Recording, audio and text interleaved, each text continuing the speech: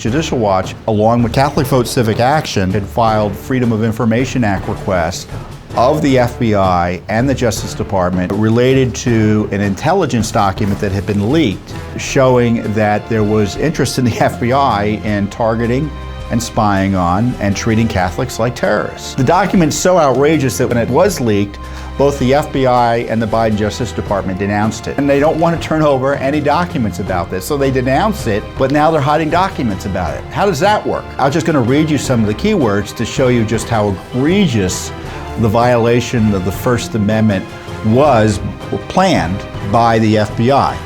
Catholic, Latin Mass, radical traditionalist Catholics, Pope Francis, Vatican II, Second Vatican Council, Rosary, etc. The FBI said, can we get back to you? Or they sought some clarification, and we went back to them, and we never heard from them again. Similarly, we asked Garland's office for documents about this intelligence memo, and it's crickets from them. So here we have the Justice Department and the FBI refusing to follow federal law on records, the Freedom of Information Act. Now, these agencies are charged with enforcing the law, and right now they're violating the law, and a law that is allowing Judicial Watch and Catholic Vote to ask about their potential violations of civil rights of countless Americans. Now, here's the document that was released to Uncover DC. I think the author was a former FBI guy, so I guess we all can guess how it was leaked to him. So when you go through this document, they talk about radical traditional Catholic movement, and you have the FBI analyzing Vatican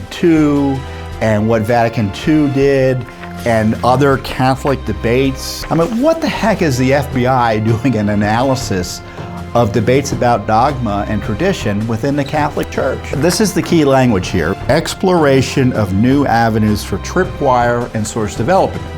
That means getting parishes and members of the Catholic Church to turn each other in if they're, quote, too radical. I didn't realize that the Ku Klux Klan liked Catholics. It's just crazy. This is the FBI today. And they're targeting specifically social media sites of Catholic organizations, and they're talking about going and talking to parishes to have them turn in members of the parish and members of the Catholic faith who are tripping their wires. This is typical of what's been going on with the Biden administration. You get these left-wing groups, these radical extremists that want the FBI to target their political enemies, and the FBI and DOJ obliges. You saw that with the targeting by leftist school boards of parents, and they wanted the DOJ and Garland to investigate them, so they started treating parents as terrorists. They've been targeting pro-lifers since Roe's been overturned, and they went after one guy who was found previously to have done nothing wrong and tried to try him over a scuffle he got into involved protecting his young son from some pro-abortionists. And now we have the FBI acting as a vehicle for the left in targeting traditional Catholics who oppose the Biden administration's cultural agenda and the far left's cultural agenda generally. I think the FBI is too big, too powerful, and needs to be significantly curtailed in its powers and redirected in the least to focus on protecting the American people from the sorts of crimes we expect the FBI to investigate, rather than targeting people going to church. So you shouldn't have to worry about going to church and having an FBI sitting next to you who's being run by the FBI as a source against you.